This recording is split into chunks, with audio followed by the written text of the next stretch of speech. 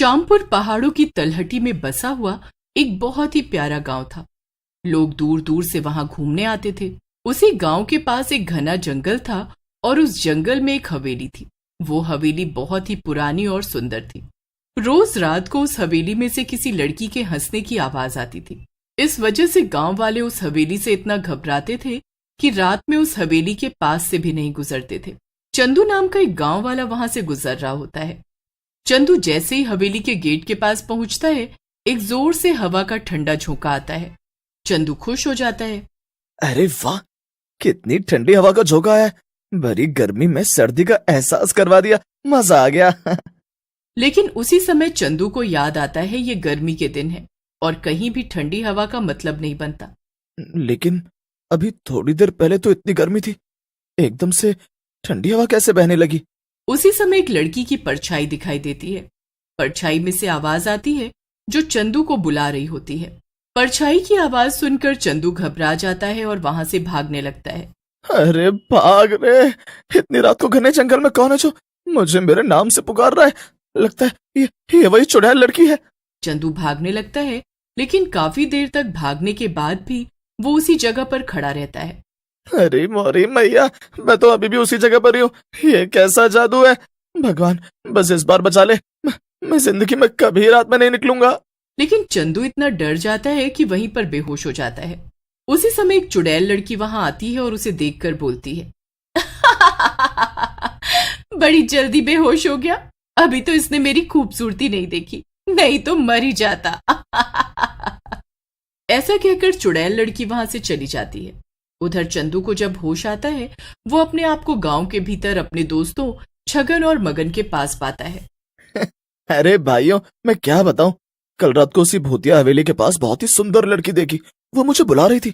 वो इतनी सुंदर थी कि परियां भी शर्मा जाएं। क्या फेंक रहा है चंदू? परियों से भी सुंदर है? अरे मैंने तो सुना है वहां चुड़ैल रहती है। तू भी लगता है हमसे मजाक कर रहा है। देखो, अगर तुम दोनों को मुझ पर यकीन नहीं है तो मुझसे कल रात की बात मत करो। अरे यार चंदू, तुम भी छगन की बात का बुरा मान रहे हो। पता है ना वो कितना मजाक करता है। चलो नाराज मत हो, आगे बताओ ना फिर क्या हुआ।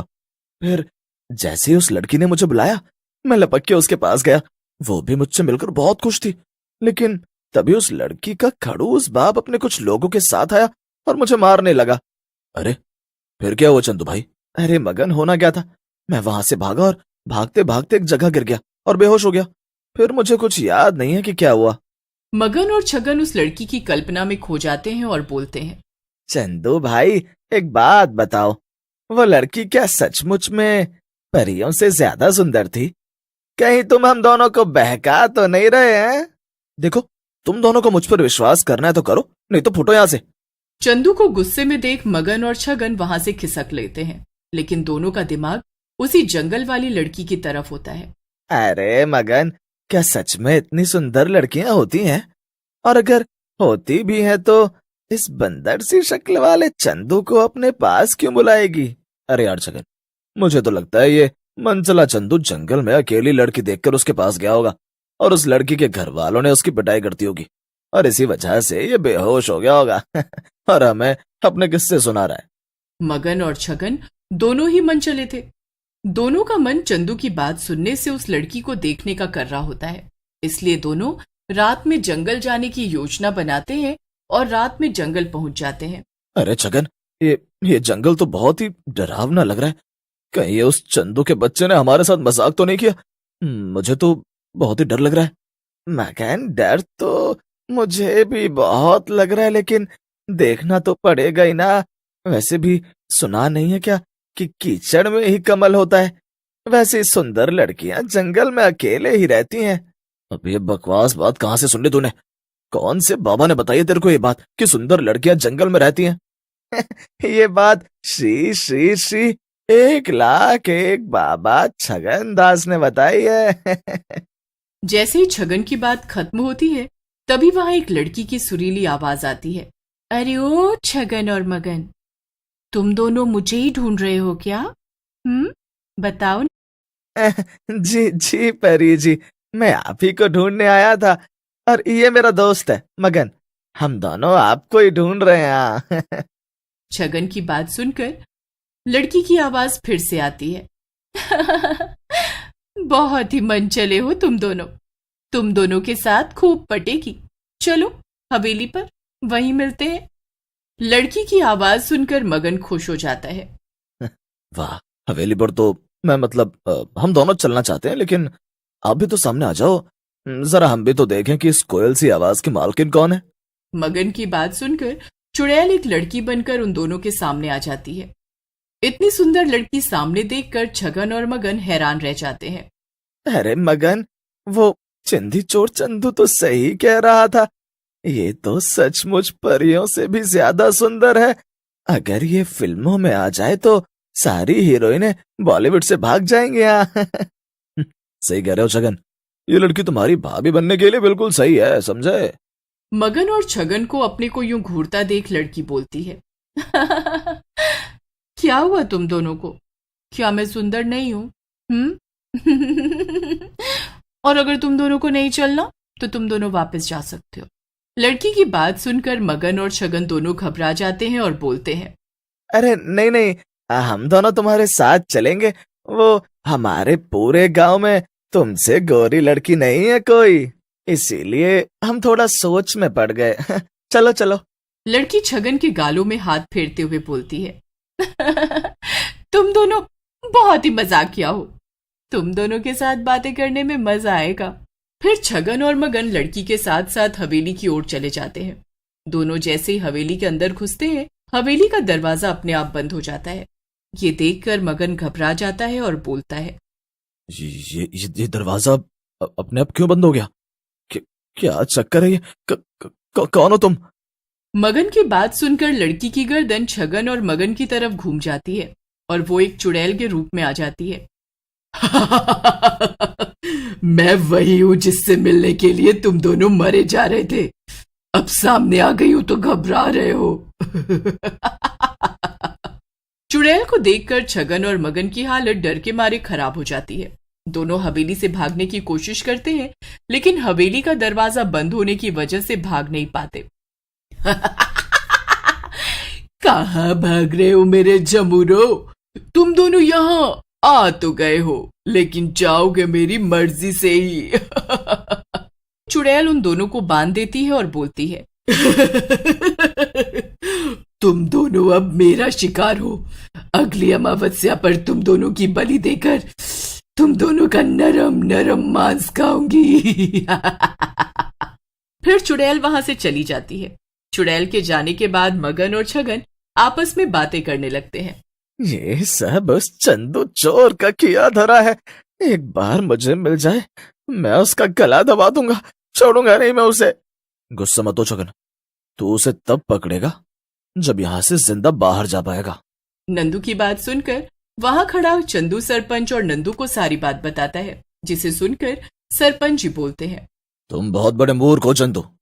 अपने जरा से मजाक के लिए तुमने 2 जिंदगियां खतरे में डाल दी। आपका गुस्सा होना जायज है सरपंच जी, मैं उन दोनों को जरूर ढूंढ कर लाऊंगा, चाहे कुछ भी हो जाए। रुक जा चंदू, मैं भी तेरे साथ चलता हूँ। अब कुछ भी हो, हम दोनों मिलकर उस चुड़ैल का आतंक इस गांव से खत्म कर देंगे। ऐसा कहकर नंदू और चंदू जंगल की ओर चल पड़ते हैं। रास्ते में उन्हें शिव भगवान का मंदिर मिलता है। नंदू मंदिर से शिव भगवान का त्रिशूल ले लेता है। दोनों हवेली के बाहर पहुंच जाते हैं। फिर चंदू और नंदू हवेली की दीवार कूदकर अंदर चले जाते हैं। अंदर उन्हें छगन और मगन बंधे हुए दिखते हैं, लेकिन उन दोनों के कुछ करने से पहले ही वहां चुड़ैल आ जाती है और बोलती है, चंदू, कहाँ जा रहे हो मेरे घर को तोड़कर? तुम दोनों को तुम्हारी मौत यहाँ खींच लाई है। हम दोनों तो मरने के लिए ही आए हैं यहाँ। या तो हम दोनों अपने दोस्तों को बचा कर ले जाएंगे, नहीं तो हम भी यही मर जाएंगे। नंदू चुड़ैल की छाती पर त्रिशूल गाड़ देता है। त्रिशूल के लगते ही चुड़ैल वहीं गिर जाती है और मर जाती है। फिर नंदू और चंदू मिलकर छगन और मगन को भी छुड़ा लेते हैं। एक बार की बात है, एक शहर में रोहित नाम का एक लड़का रहता था। रोहित एक इंजीनियर था। रोहित के माँ बाप रोहित के लिए एक लड़की पसंद करते हैं। लड़की का नाम माया होता है और वो एक बहुत बड़ी पुलिस अफसर होती है। कुछ समय बाद रोहित और माया की शादी हो जाती है और वो शादी के बाद घूमने जाते हैं। वो एक रिजॉर्ट में ठहरते हैं। रिजॉर्ट बड़ा ही सुंदर होता है। उनके कमरे के सामने स्विमिंग पूल भी होता है। देखो, मैं तुम्हें कितनी अच्छी जगह लेकर आया हूँ। हाँ, सच में जगह तो बहुत ही खूबसूरत है। ऐसा मन कर रहा है कि बस हमेशा के लिए यहीं बस जाऊं। अरे कोई नहीं, हम हर साल यहाँ घूमने आ जाया करेंगे। तुम जैसा चाहोगी बिल्कुल वैसा ही होगा। रात हो चुकी होती है, इसीलिए दोनों खाना खाकर सो जाते हैं। आधी रात को रोहित के कानों में किसी औरत के चिल्लाने की आवाज आती है। आ, आ, बचाओ! आ, कोई है, कोई मुझे बचाओ! रोहित घबरा कर उठ जाता है तो देखता है कि माया बिस्तर पर नहीं है। उसे बिस्तर पर ना पाकर वो घबरा जाता है। रोहित को लगता है कि वो माया की ही आवाज है। वो इधर उधर कमरे में देखता है, फिर बाथरूम में जाता है, पर माया कहीं नहीं होती। उसके बाद रोहित की नजर बाहर स्विमिंग की तरफ जाती है तो वो देखता है कि एक औरत पानी में डूब रही है और चिल्ला रही है, बचाओ! बचाओ! कोई मुझे बचा लो! रोहित भागकर बाहर जाता है तो देखता है कि स्विमिंग पूल में कोई डूब रहा है। उसके बस हाथ ही बाहर होते हैं और वो बुरी तरह जले हुए होते हैं और उनमें लंबे लंबे नाखून होते हैं। ऐसा लगता है जैसे वो किसी चुड़ैल के नाखून हैं। ये क्या है? ये किसके हाथ हैं? माया, माया, तुम कहाँ हो माया? क्या हुआ रोहित? तुम चिल्ला क्यों रहे हो? क्या बात है? तुम कहाँ थी? मैं तो सो रही थी। तुम बताओ, तुम्हें क्या हुआ है? वो स्विमिंग पूल में चुड़ैल। हाँ, मतलब मैंने बस उसके हाथ देखे थे और वो बुरी तरह जल रहे थे। उसके लंबे लंबे खतरनाक नाखून थे। मुझे तो सोचकर भी डर लग रहा है। ये आपका वहम होगा। आप ना चलकर सो जाओ, सुबह आराम से उठना और देखना सुबह तक आप सब भूल जाओगे। आओ चलो। अगले दिन दोनों बाहर घूमने जाते हैं। पूरा दिन घूमने के बाद जब दोनों थक कर सो जाते हैं, रात को फिर से रोहित को चिल्लाने की आवाज आती है। रोहित उठता है तो उसे उसी स्विमिंग पूल में माया दिखती है और वो डूब रही होती है। रोहित बिना सोचे समझे पानी में कूद जाता है। पानी के अंदर वो रोहित का पैर खींच लेती है। रोहित को अपने सामने साफ साफ एक जली हुई चुड़ैल दिखाई देती है। रोहित डर कर बाहर आने की कोशिश करता है पर वो चुड़ैल उसे पकड़ लेती है। रोहित पानी में छटपटाने लगता है पर चुड़ैल उसे फिर भी नहीं छोड़ती।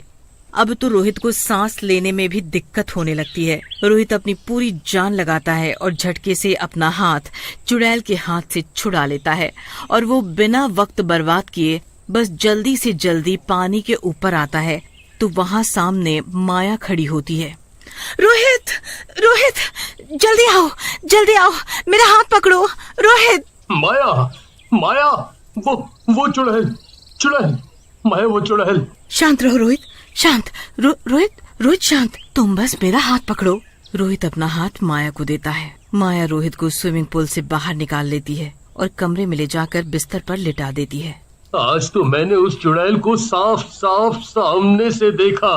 हम यहाँ से कल ही वापस चले जाएंगे। मैं यहाँ एक दिन भी नहीं रुक सकता। और तुम ये बताओ कि क्या तुमको कभी वो चुड़ैल नहीं दिखती? और हमेशा तुम रात को कहाँ गायब हो जाती हो? मैं तो यहीं होती हूँ। मैं भला यहाँ अकेले कहाँ जाऊंगी? माया सो जाती है पर रोहित को नींद नहीं आती। वो पूरी रात सोचता रहता है। कुछ तो गड़बड़ है, ये इत्तेफाक नहीं हो सकता। हर रात मुझे वो चुड़ैल आवाज देती है और जब भी मैं उठता हूँ तो माया गायब होती है। जब माया आती है तो चुड़ैल गायब हो जाती है। आखिर ऐसा कैसे हो सकता है? मुझे इसका पता लगाना ही होगा कि माया चुड़ैल के आने के वक्त कहाँ गायब हो जाती है और उसके लिए मुझे यहीं रुकना होगा। रोहित अगले दिन वापस जाना कैंसिल कर देता है और हर वक्त माया पर नजर रखता है। पूरे दिन माया अच्छे से रहती है पर जैसे ही रात होती है तो रोहित सोने का नाटक करने लगता है। माया भी उसके बगल में सो रही होती है। जैसे ही माया को लगता है कि रोहित गहरी नींद में सो गया है, वो धीरे से उठकर बाहर जाती है। रोहित थोड़ी सी आंखें खोलकर देखता है कि माया वो चुपके से उसके पीछे जाता है, उसे देखने लगता है। माया स्विमिंग पूल में पैर डालकर बैठ जाती है।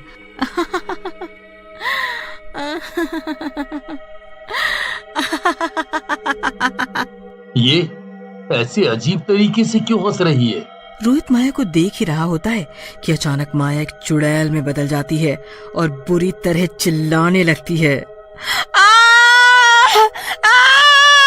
बचाओ, कोई बचाओ मुझे बचा लो, मैं मर जाऊंगी, मुझे बचाओ। चुड़ैल स्विमिंग के आसपास भागने लगती है और फिर अचानक पानी में कूद जाती है। पानी में कूदने के बाद वो फिर से चिल्लाने लगती है, मैं डूब जाऊंगी, मैं मर जाऊंगी, मुझे कोई बचाओ, मुझे बचाओ। हे भगवान, ये चुड़ैल है या माया? मैं क्या करूं? नहीं, ये माया ही है। मुझे जल्दी से माया को बचाना होगा।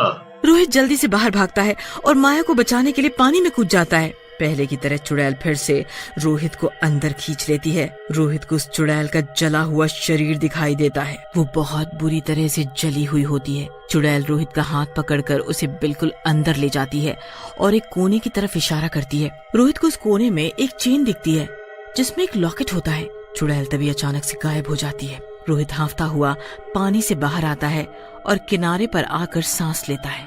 तभी माया आती है। रोहित, तुम यहाँ क्या कर रहे हो?